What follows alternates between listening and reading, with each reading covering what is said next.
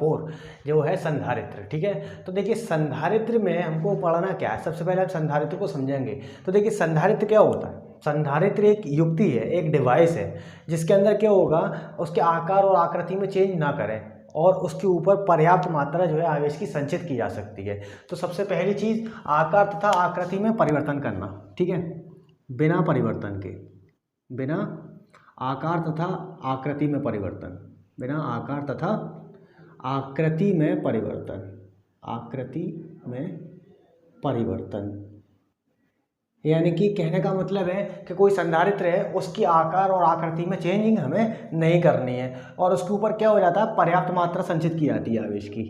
तो क्या होता है, आवेश की पर्याप्त मात्रा, आवेश की पर्याप्त मात्रा, पर्याप्त मात्रा को संचित करना, को संचित करना यानी कि स्टोर करना।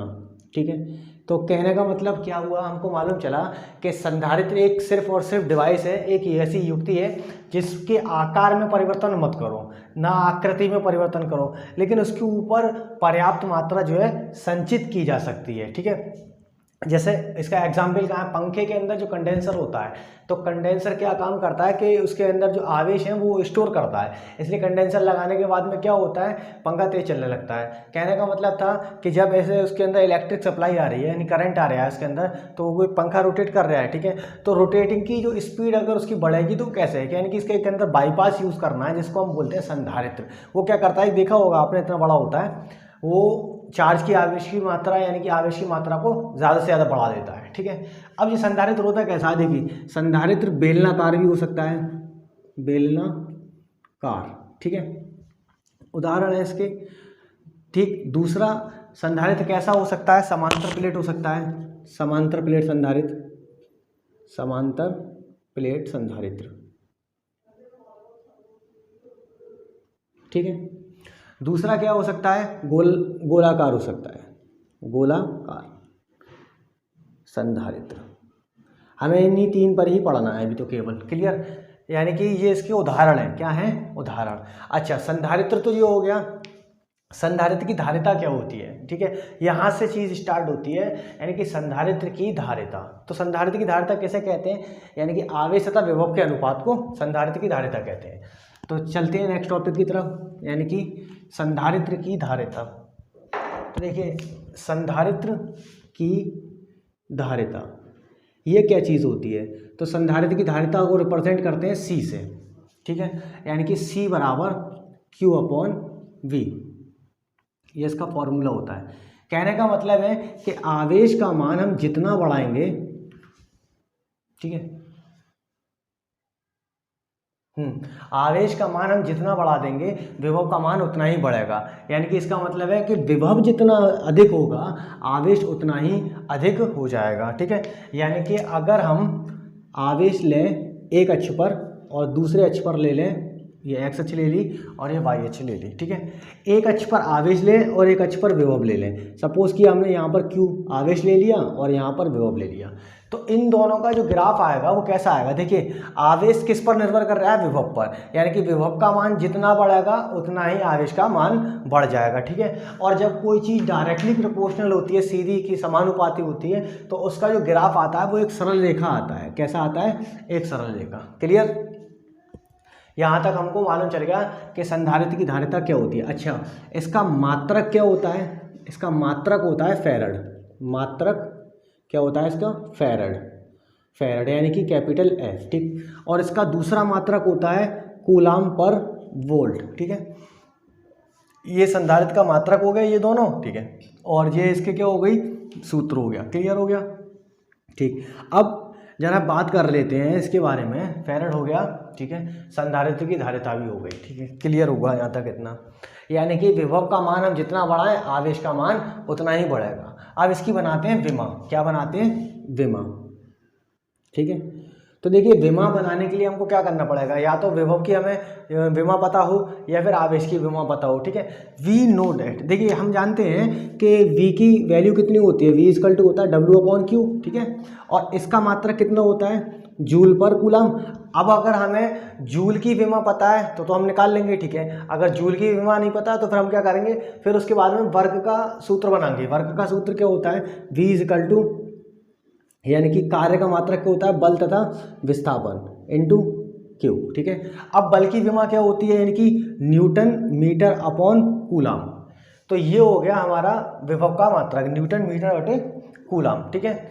ये किसकी, ये विभव नहीं, ये इसका वर्ग का हो गया। किसका हो गया, वर्ग का, नहीं वर्ग नहीं, विभव ही हो गया पूरा, क्योंकि हमने W की जगह कितना रखा, F/dx और Q नीचे चल रहा है, ठीक है। यानी कि न्यूटन मीटर बटे कूलाम, ठीक है। और हम जानते हैं देखिए कूलाम की विमा कितनी होती है, कूलाम की विमा तो होती है सीधी सीधी 80, ठीक है। और न्यूटन की विमा क्या होती है, mL/T-2, mL/T-2, ठीक है। और मीटर की विमा कितनी होती है, सीधी सीधी L होती है। क्लियर हो गया। अब हम इसकी विमा हमको बनानी है, तो 1 फेरेड की विमा जब हम बनाएंगे तो क्या करेंगे, इन सारी चीज़ों को इस सूत्र के अंदर रख देंगे, यानी कि कूलम पर वोल्ट, ठीक है। यानी कि C इक्वल टू कितना मिलेगा हमको, यहाँ पर मिलेगा न्यूटन बटे कूलम, ठीक है। और कूलम ऊपर है, ठीक है। तो अब जरा चलते हैं, कूलाम की विमा हमने बनाई है, तो हमने किसकी विमा बना ली, V का मात्रक बना लिया, ठीक है। कूलाम की विमा हो गई 80, ठीक, यहाँ पर। और विभव की जो विमा बनेगी वो किससे बनेगी, इससे बनेगी, यानी कि न्यूटन मीटर बटे कूलाम। अभी ऐसे रखते हैं डायरेक्ट, कूलाम इसको हमने रख दिया, ठीक है ये। और V की जगह हम कितना रख रहे हैं, न्यूटन मीटर बटे कूलाम, न्यूटन मीटर बटे कूलाम। तो देखिए कूलाम इसके साथ में जाएगा तो ये कितना हो जाएगा, कूलाम का स्क्वायर अपॉन न्यूटन मीटर, ठीक है। अब बना लें विमा कितनी होगी इसकी। तो देखिए अब जब हम इसकी विमा बनाएंगे तो विमा बनाने के लिए हमें क्या करना है, सीधा सीधा कूलाम की विमा कितनी होती है 80, ठीक है। तो ये हो जाएगा 80 का स्क्वायर और न्यूटन मीटर, यानी कि जो हो गई mL/T-2, ठीक है। ये किसकी विमा हो गई हमारी, न्यूटन की, और ये हो गया L, ठीक है। तो अब जरा इसको सीधा सीधा कैलकुलेट कर देते हैं। देखिए m ऊपर जाएगा तो कितना हो जाएगा, m-1, और L ऊपर जाएगा यानी कि L और L 2, तो m-1 L-2, T-2 ऊपर जाएगा और T ऊपर 2 का पहले से, तो T और T कितनी हो जाएगी, 2 और 2 4, m-1 L-2 T4 हो गई, और बचा कितना हमारा A, यानी कि A की पावर 2। ये हो गई इसकी विमा, ठीक है। यानी कि हमने कैपेसिटर की विमा या तो हम याद कर लें संधारित्र की धारिता की, या फिर हमको बनानी आनी चाहिए। तो बनाने आने के लिए हमें इतना कुछ करना पड़ेगा। देखिए पहले कूलाम की विमा तो हमें पता है, V की विमा हमें याद नहीं है, तो V की हम क्या करेंगे, V इक्वल टू W/Q से बनाएंगे। अब जूल की विमा हमें पता नहीं है, वर्ग की विमा अगर पता हो तो कोई बात नहीं, mL/T-2 होती है वैसे। तो ये कितना हो जाएगा, यानी कि इसको हम फिर चेंज करेंगे कार्य को बल तथा विस्थापन में। अब इसका मात्रक रखेंगे न्यूटन मीटर, और कूलाम का आवेश का मात्रक तो क्या होता है, कूलाम होता है, यानी कि ये हो गया Q, ठीक है, C। और C की विमा कितनी होती है 80, न्यूटन की इतनी होती है और M की इतनी होती है। तो ये तो हम हो गया हमारा संधारित्र की धारिता का सूत्र के बारे में, ठीक है। अब एक चीज़ और है, इस पर समझ लेते हैं, पिको माइक्रो मिली और इन सबको और समझ लेते हैं, ठीक है। जैसे दिया हुआ है 1 मिली फेरड, क्या दिया हुआ है, जैसे यहाँ पर लिखा होता है 1 मिली फेरड, तो इसका मतलब क्या होता है, या फिर इसको ऐसे भी लिखा हुआ होता है MF, ठीक है। तो मिली का मतलब होता है 3, यानी कि 10⁻³ फेरड, ठीक है। अब लिखा हुआ है जैसे 1 माइक्रो फेरड, तो 1 माइक्रो फेरड, माइक्रो का मतलब होता है 10⁻⁶, ये हो गया फेरड हमारा, ठीक है। अब उसके बाद में आता है 1 नैनो फेरड, तो ये हो जाता है 10⁻⁹ फेरड। इसके बाद में आता है 1 पिको फेरड, तो पिको का मतलब होता है 10⁻12 फेरड, ठीक है। तो यहाँ तक हमने संधारित्र के बारे में पूरा इसके बारे में जान लिया, ठीक है। अब सीधा सीधा एक छोटा सा न्यूमेरिकल दे देते हैं, ठीक। तो न्यूमेरिकल के लिए हमने क्या किया, देखिए सपोज कीजिए कि कोई संधारित्र है, उसके ऊपर, संधारित्र के ऊपर विभव का मान दिया हुआ है आपका 10 वोल्ट, ठीक है, क्लियर हो गया। और आवेश का मान दिया हुआ है आपको 2 माइक्रो कूलाम, इतना आवेश उसके ऊपर आ गया। तो कह रहा है इसकी संधारित्र की धारिता कितनी होगी, तो या तो इसको हम माइक्रो में निकाल लें, ठीक है, या फिर एक काम करेंगे किसमें, माइक्रो को चेंज कर लेंगे, ठीक है। चलो बात, तो C इक्वल टू कितना हो गया, Q अपॉन V, ठीक है। तो Q की वैल्यू हमने रखी कितनी हो गई, 2 इंटू 10⁻⁻6, माइक्रो लिया है 10⁻⁻6 हो गया, अपॉन V की वैल्यू कितनी हो गई 10, 2 1 जा 2 हो गया, 2 5 जा 10 हो गया, यानी कि ये बचा 1/5 इंटू 10⁻⁻6। 5 का मल्टीपल करेंगे, वो डिवाइडेशन करेंगे 1 में तो कितना हो जाता है 0.2, ठीक है, इंटू 10⁻⁻6 फेरड। या फिर इसका दूसरा आंसर कैसे हो सकता था, 10⁻⁻6 ऐसे चल जाए, यानी कि 0.2 माइक्रो फेरड, ठीक है। एक ये आंसर आ गया और एक ये आंसर आ गया, ठीक है।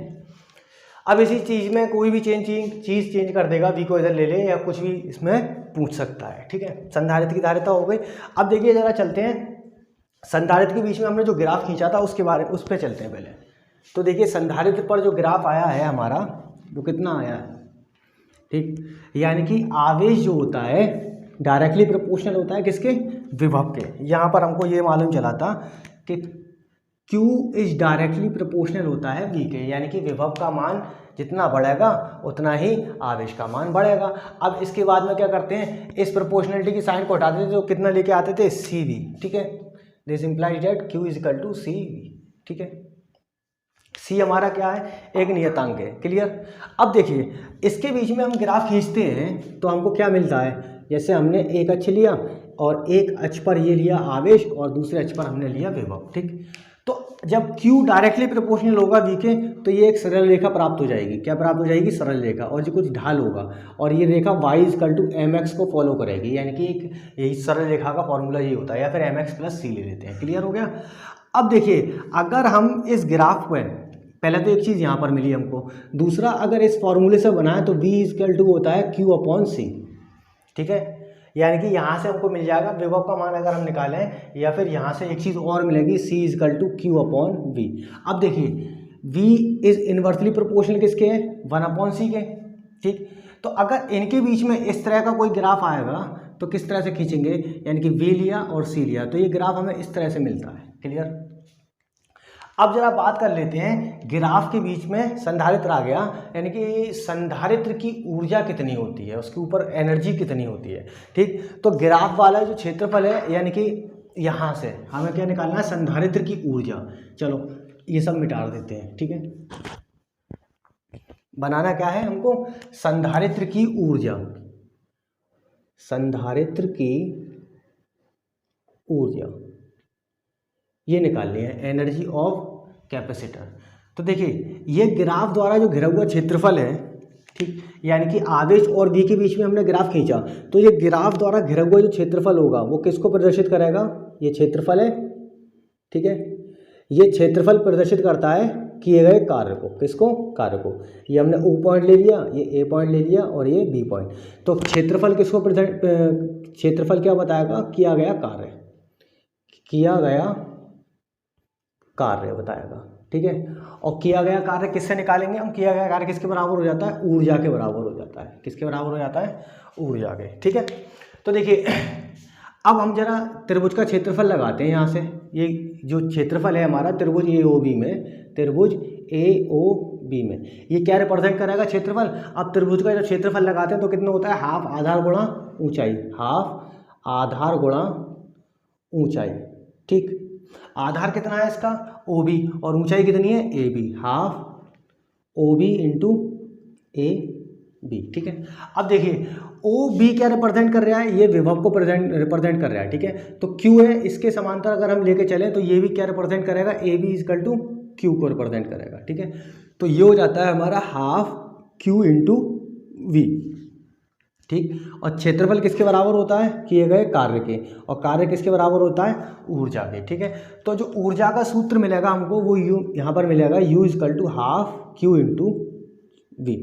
अब देखिए इस फॉर्मूले से ऊर्जा के 3 सूत्र बन जाते हैं। एक तो यही हो गया, ऊर्जा कोई सी भी हो, मात्रा किसका क्या होता है, जूल होता है, ठीक है।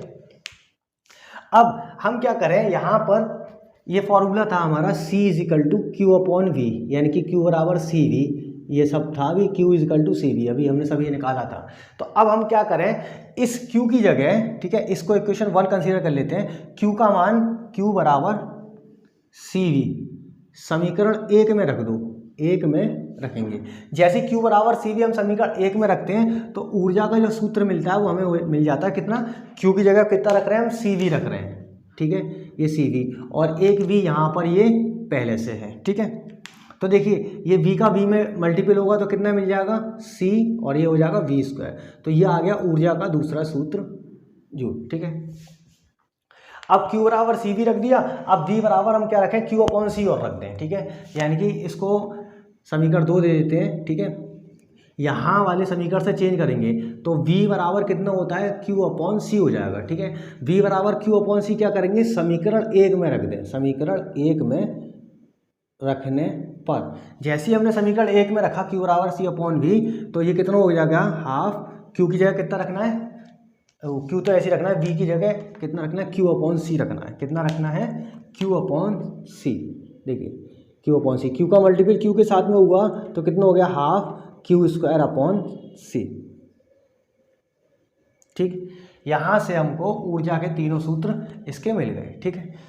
तो चलते हैं फिर, देखिए मिलेंगे इंशाल्लाह नेक्स्ट वीडियो के अंदर।